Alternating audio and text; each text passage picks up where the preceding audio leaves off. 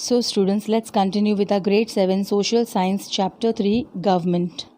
Students, have you ever wondered why can one not use loudspeakers in public places after 10 o'clock in the night? It's because people go to bed at about 10 pm. They will get disturbed if the loudspeakers are played on. So, to control the noise pollution, the government has put ban on playing loudspeakers in public after 10 pm.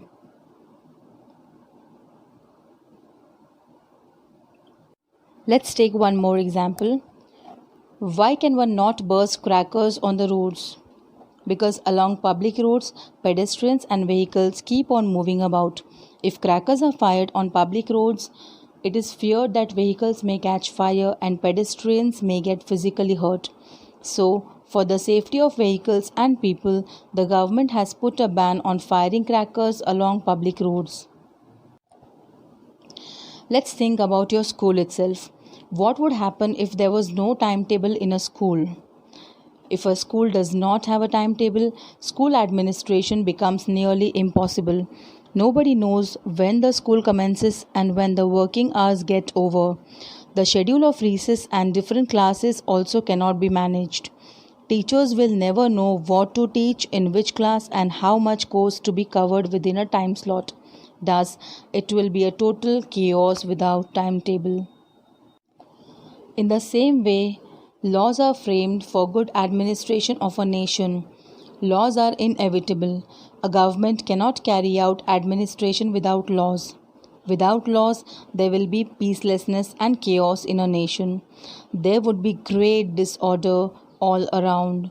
Might is right will be a mandate to bring about peace, maintain law and order, and to protect people's right of freedom for their security and for the progress of nation. Laws are essential. Organs of the government. You must have realized that the organization responsible for the proper functioning of the country is known as a government. Therefore, the government is an essential organ of a nation and has to perform various functions. The government frames acts and laws and ensures their proper execution.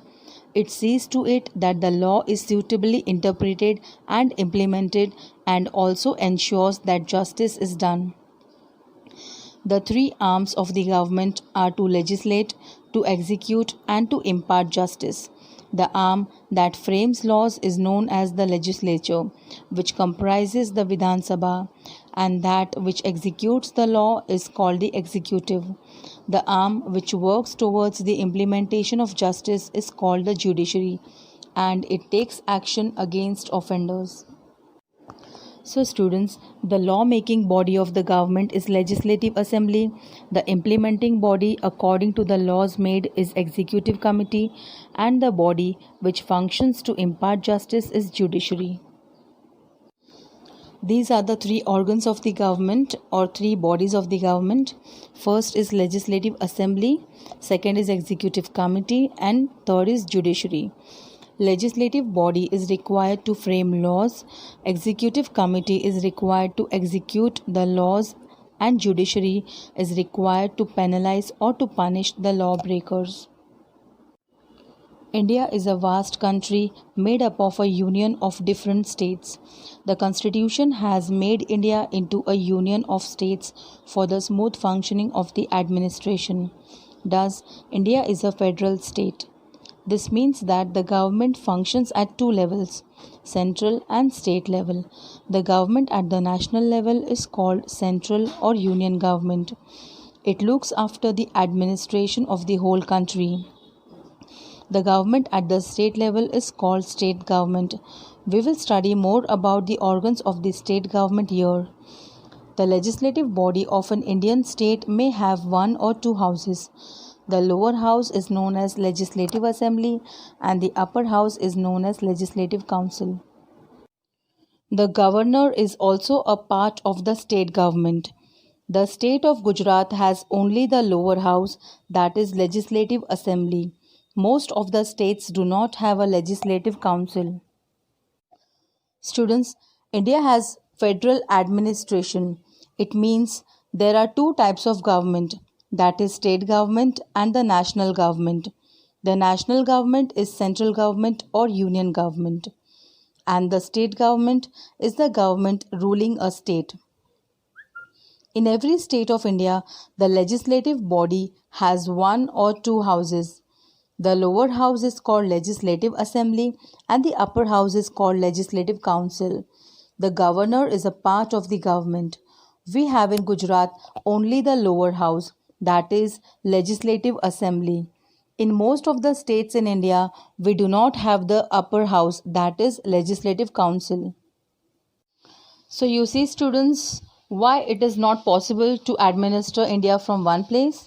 Because India is a large country. There are 28 states and 8 union territories in it. If there is centralized administration, then many problems can occur and people will have to face many hardships. Therefore, it is not possible to administer from one place in India.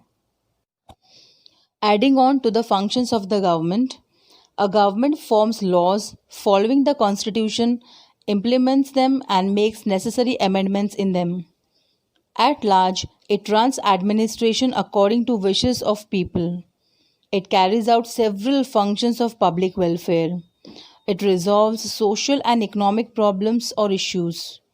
It tries to improve the economic condition of the country and eliminate unemployment and poverty of people.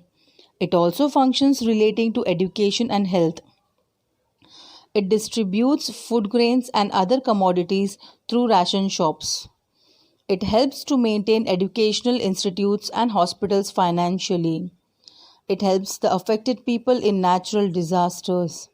It arranges for judiciary courts. It manages services like transport, post, railways, etc. It tries to maintain peaceful relations with foreign countries. The government functions to maintain peace and law and order and sees that the nation makes progress. Here we end our chapter 3 government of grade 7 social science. Do subscribe the channel, like this video and don't forget to click on the bell icon to get the latest updates. Thank you.